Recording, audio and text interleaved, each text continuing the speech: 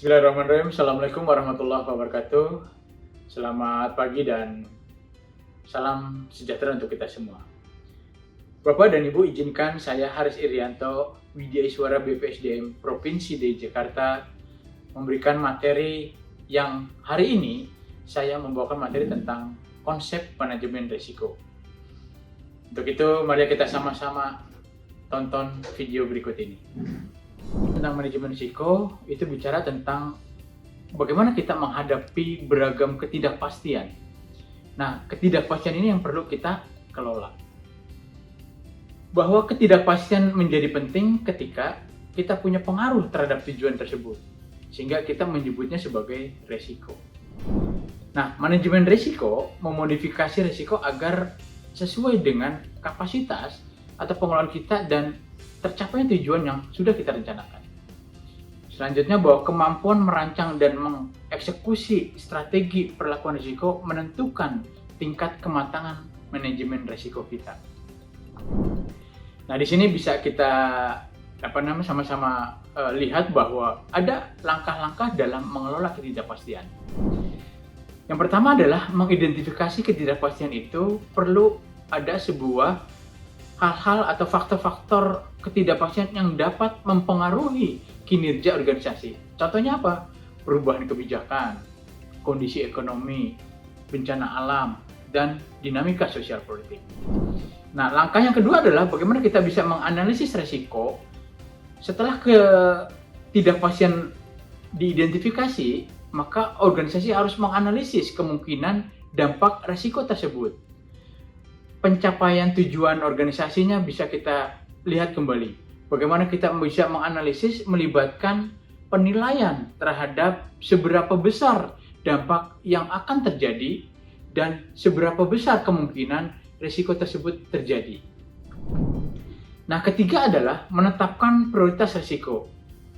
Bahwa tidak semua risiko memiliki dampak yang sama terhadap organisasi. Nah, organisasi juga perlu memprioritaskan risiko mana yang memiliki dampak besar dan kemungkinan terjadinya.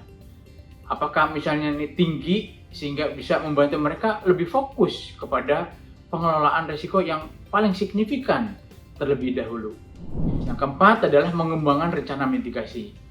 Organisasi juga harus merancang strategi untuk mengurangi dampak dari risiko yang diidentifikasi tersebut. Ini bisa berupa tindakan pencegahan, strategi mitigasi apa, atau perencanaan darurat apa yang bisa kita lakukan di dalam memitigasi risiko tersebut. Yang kelima adalah menyusun prosedur darurat responsif. Nah, menyusun rencana tanggap darurat yang jelas gitu dan melibatkan seluruh stakeholder kita agar dapat merespon ketidakpastian ini atau risiko dengan cepat sehingga kita bisa mengantisipasi kejadian-kejadian yang akan terjadi di kemudian hari. Selanjutnya adalah mengembangkan fleksibilitas operasional. Organisasi juga harus siap beradaptasi dengan perubahan baik itu dunia maupun lokal, sehingga ketidakpastian dengan cara mengembangkan fleksibilitas ini dalam proses kerja maupun pengambilan keputusan itu bisa kita lihat bagaimana kita bisa begitu cepat beradaptasi terhadap situasi dan kondisi yang ada. Nah, selanjutnya bagaimana menggunakan data untuk pengambilan keputusan. Bahwa pengambilan keputusan berdasarkan database ini menjadi penting. Mengumpulkan, menganalisis data secara teratur untuk membantu organisasi membuat keputusan-keputusan berdasarkan informasi yang ada dan valid itu menjadi lebih baik. Nah, penggunaan data ini membantu kita memahami tren ketidakpastian dan mengantisipasi risiko secara lebih efektif. Nah, selanjutnya adalah melibatkan seluruh stakeholder yang ada di tempat kita, baik internal maupun eksternal.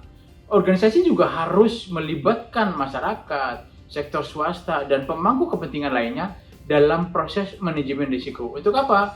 Untuk memastikan bahwa semua pihak yang terkena dampak dari sebuah tujuan organisasi kita memiliki pemahaman yang sama dan bekerja bersama dalam menghadapi ketidakpastian ini. Nah, selanjutnya setelah kita buat rencana, mitigasi, dan sebagainya, perlu adanya yang selanjutnya adalah memonitor dan meninjau ulang strategi. Nah, strategi pengelolaan ketidakpastian perlu dimonitor secara berkala baik itu bulanan, triwulan, semester, bahkan tahunan, untuk memastikan efektivitasnya.